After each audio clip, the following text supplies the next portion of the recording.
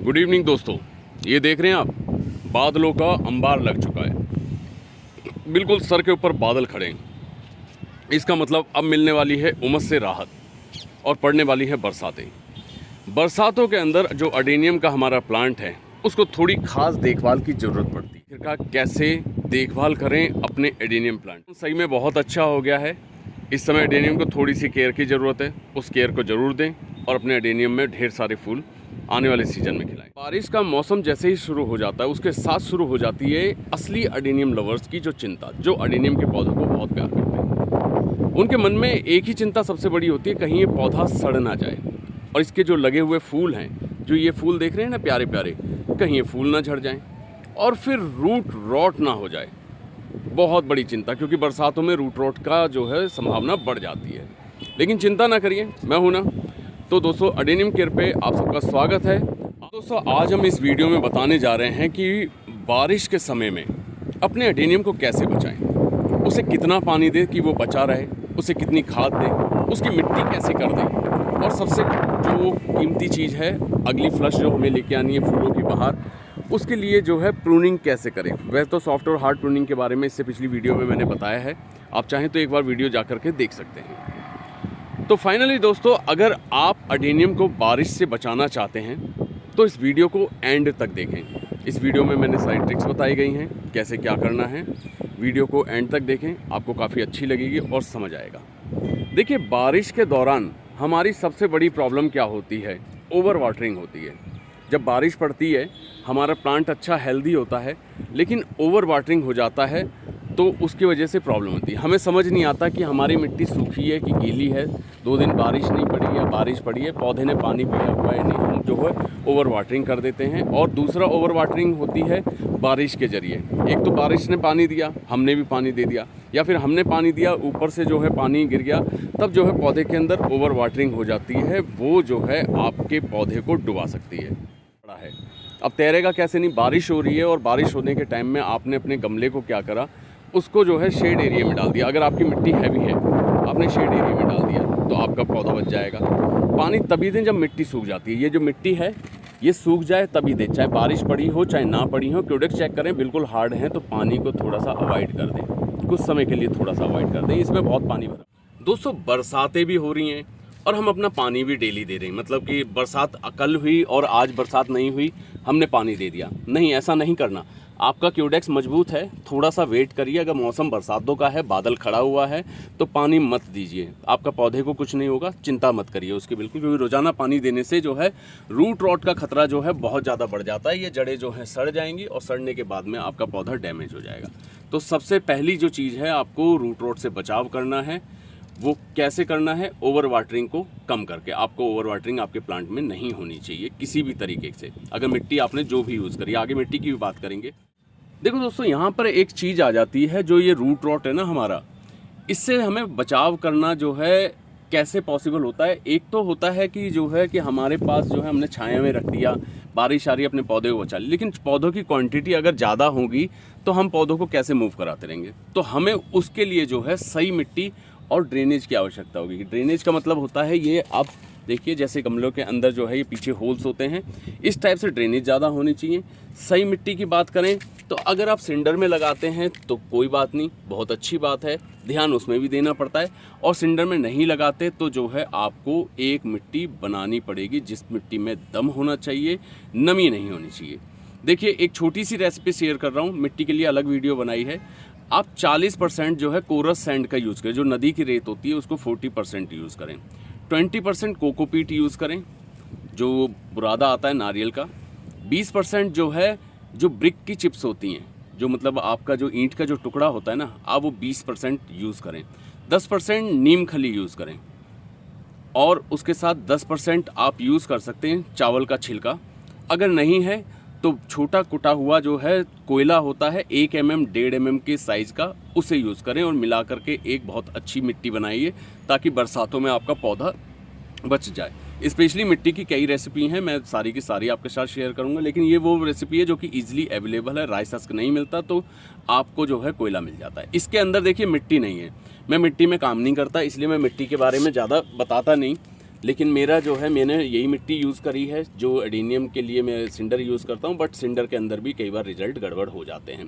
तो ये जो मिट्टी आपको बताई है ये अच्छी है, फंगिसाइड भी इसके अंदर ऐड कर सकते हैं, और नीम जो खली है उसके होने से जो है आपका जो है पौधा रूट रॉट से बचेगा, कोयले के छोटे टुकड़ों से। देखिए, जब इस मिट्टी को आप बना लें तो जो है नीचे एक छेद वाला गमला यूज़ करें जिसके अंदर जो है होल्स हों ज़्यादा, जैसे ये है, ठीक है। इस टाइप से गमला यूज़ करें। नर्सरी पॉट ले लीजिए, बहुत सस्ता आता है, उसके अंदर बहुत अच्छा होता है। बाकी आपको शोबाजी के लिए जो मर्जी यूज़ करना है वो करिए। शो अच्छी लगती है लेकिन हमें बस उसको प्रोटेक्ट करना है, शो भी अच्छी लगे और प्रोटेक्शन भी हो जाए, ऐसा कुछ करिए। देखिए, एक बहुत अच्छी बात बता रहा हूँ, अगर आपका एडेनियम जो है फूल दे रहा है बरसातों के अंदर, तो उसको जो कैंची से, जो कटर से आप इसकी जो है ये प्रूनिंग करने का इरादा कर रहे हैं ना, इसे मत करिए, समझे। जो फूल आ रहे हैं उन्हें आने दीजिए, फूलों के साथ जो है छेड़खानी ना ही करें तो ज़्यादा अच्छा है, ठीक है। लेकिन अगर ज़्यादा लैकी ब्रांचें हो रही हैं, जैसे ये ब्रांच मैं आपको दिखाऊं कहाँ पर है, ये ढीली ब्रांचें हो रही हैं, ठीक है, इसमें फूल नहीं आ रहा है, ढीला है, तो आप करना चाहें तो कर सकते हैं। लेकिन अगर आपके फ्लावर आ रहे हैं तो प्लीज़ अवॉइड करिए। प्यारे प्यारे फ्लावर हैं, इन्हें कट करके हटाने से अच्छा है इनको चलने दीजिए, और उसके बाद में अक्टूबर के टाइम में प्रूनिंग करें तो आपको रिज़ल्ट बहुत अच्छा मिलेगा। क्योंकि जो है ये प्रूनिंग करना इस समय सही नहीं होता। हल्की प्रूनिंग सिर्फ उनकी कर सकते हैं जो ब्रांचें जो है लैग कर रही हैं, बहुत बड़ी बड़ी ब्रांचें हो गई हैं। अदरवाइज ब्रांचों को मजबूत होने दीजिए, उसके बाद प्रूनिंग करिए, रिज़ल्ट बहुत अच्छा मिलेगा आपको। जब किसी हिस्से पे आप प्रूनिंग करते हैं ना, जैसे सपोज़ यहाँ से कट कर दिया, तो कट करने के बाद जो है जैसे ही वो एरिया ड्राई होता है, आप किसी उससे जो टिश्यू पेपर से उसका सैक हटा दें, जो लिक्विड निकलता है, और वहाँ पे फंगिसाइड लगा दें ताकि जो है ये ख़राब ना हो। वैसे तो मेरे हिसाब से तो जो है आप अवॉइड ही करें, बरसातों के अंदर प्रूनिंग को ना ही करें, बेहतर है। थोड़ा सा स्टेम को मजबूत होने दें। अगर आप चाहते हैं थोड़ा सा जो है पौधे के अंदर लुक अच्छी आ जाए, तो ये देखिए मैंने इस पौधे की जो है सारी पत्तियाँ हटाई हैं। आप पौधे पर से पत्तियाँ हटा दीजिए ताकि आपकी ये ब्रांचें मोटी मोटी हो जाएं। ब्रांच मोटी हो जाएंगी तो आपको जो है पौधा बहुत अच्छे फ्लावर देगा, ठीक है। ब्रांचों को मोटे होने दें, थोड़ा सा प्रूनिंग को अवॉइड। तो बरसातों का जब दौर चलता है तो एक माइंड में, दिमाग में चीज़ आती है कि हमारे पास खाद रखी हुई है और इसके अच्छे तने ब्रांचों के लिए, फ्लावर्स के लिए हम आखिरकार खाद कौन सी एकदम से यूज़ करने लगें। तो देखिए, बरसातों में खादों को अवॉइड करिए, ठीक है, और ख़ास तौर में केमिकल फर्टिलाइज़र का ओवरडोज ना करें। अगर बारिश में आपने देना ही है, बहुत आपका दिल कर रहा है कि मुझे प्लांट को खाद देनी है, तो उसे सीवीड एक्सट्रैक्ट दीजिए। सीवीड एक्सट्रैक्ट से क्या होगा कि पौधा अंदरूनी रूप से मजबूत होगा और उसकी जो है ये पत्तियां, नई नई निकलने वाली शाखाएं, इन सब के अंदर जो है उसका इफेक्ट पड़े, माइक्रोन्यूट्रिएंट उसके अंदर होता है। और उसके अलावा भी अगर आपका और दिल करे तो 05234 का जो आधा ग्राम रेगुलर में 1 ग्राम चलता है, यहाँ आधा ग्राम पर लीटर का स्प्रे आप लगाइए, बेफिक्र होके, कोई दिक्कत नहीं पड़ेगी, कोई परेशानी नहीं पड़ेगी, लेकिन ओवरडोज ना करें, ठीक है। नीम खली का जो पानी बनता है ना, उसको भी यूज़ कर सकते हैं। 1 चम्मच मिलाइए 1 लीटर में, फ्रेगमेंट होने दीजिए, 1 से 2 दिन फ्रेगमेंट हो जाएगा, उसके बाद में जो है फिर नीम खली के पानी का स्प्रे मार दीजिए। लेकिन एक बस छोटी सी रिक्वेस्ट है, उसे मत फॉलो करना। जो गोबर खाद आती है, ठीक है, या कोई भी हैवी कंपोस्ट होता है, उसे यूज़ मत करिए, क्योंकि फंगस और कीड़े लगने के पूरे चांस होते हैं। देखिए, ये जो है ये पत्तियों की खाद है, पत्तियों की खाद, वर्मी कंपोस्ट या गोबर की सड़ी हुई खाद। ये सीडलिंग की जो अभी केयर की एक वीडियो बनाऊंगा, उसमें इसका रिजल्ट भी बहुत अच्छा आता है। आप उधर पे यूज़ कर लीजिएगा, लेकिन अभी अपने मेन प्लांट में मत यूज़ करिएगा। जो मैंने बताया सीवीड एक्सट्रैक्ट और 05234 उसी का ही उपयोग करें तो आपको रिजल्ट अच्छा मिलेगा, और अक्टूबर में ढेर सारे आपके जो है प्लांट पे फूल भी आएंगे।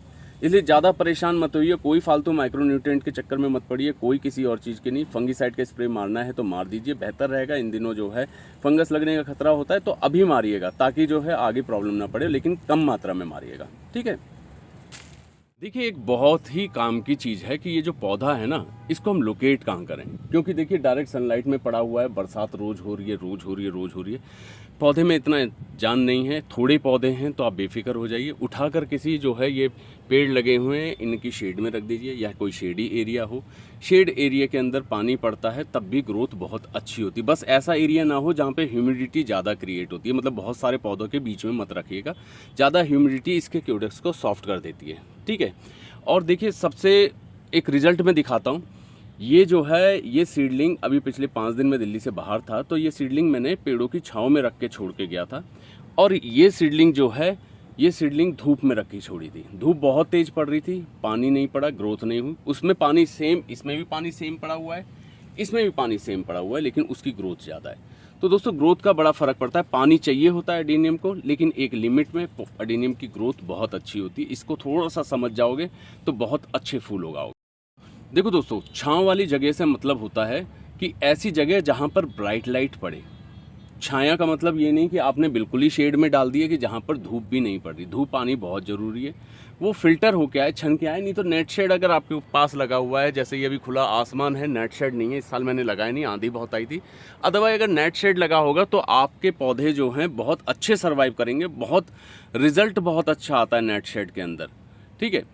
फुल ओपन रूफ पर बिल्कुल ना रखें, क्योंकि लगातार बारिश में जो है ना ओपन रूफ पे रखा हुआ प्लांट खराब हो जाता है। अगर आपने मिट्टी पोरस बनाई हुई है जिसके अंदर पानी टिक ही नहीं रहा, आपका 1 घंटे या 10 घंटे बारिश हो रही है लेकिन आपके गमले में पानी नहीं रुका हुआ, छत के ऊपर वाटर लॉगिंग नहीं हो रही, आप बेफिक्र होकर छत पे खुला आसमान में छोड़ दीजिए। ये सारे के सारे जो है खुले आसमान में लगे हुए, क्योंकि मैं इतने पौधे नहीं संभाल सकता। ये 1000 से ज़्यादा पौधे हैं, अभी मेरे पास काफ़ी दूसरी साइड में लगे हुए, तो जो है इनको मैंने खुले में रखा हुआ है। नेट शेड नहीं है, कुछ नहीं, लेकिन रखा किसके भरोसा है? ये भरोसा तो देखो ना, मैं भरोसा कर रहा हूँ इस मटेरियल पे, इसलिए मैंने इस पे रखा। अगर ये मटेरियल मेरे पे नहीं होता तो मैं दूसरी सॉइल बनाता, लेकिन ऐसी सॉइल बनाता जिसके अंदर पानी ना रुके।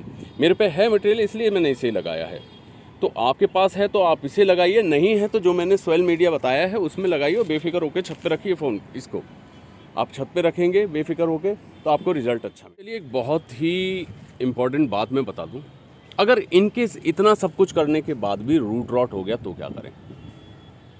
हो गया तो अगर इनकेस हो जाता है तो आप होने के लिए तैयार रहिए कि इनकेस मेरा रूट रॉट अगर हो जाता है तो मैंने करना क्या है। आप पहले चेक कर लें आपकी पौधे की पत्तियां पीली पड़ रही हैं। हाँ, ये पीली पड़ रही हैं। पीली 2 कारणों से होती है। एक तो जो है पौधे के पत्ते चेंज हो रहे होते हैं, न्यू ग्रोथ आ रही है, पत्ते पीले आ रहे हैं, और ये जो है क्यूडेक्स एकदम फर्स्ट क्लास है, कोई इशू नहीं है, कोई प्रॉब्लम नहीं है, टेंशन ना लीजिए। लेकिन अगर ऐसा नहीं है तो आप जो है उसको मिट्टी से इस पूरे के पूरे को निकाल देंगे।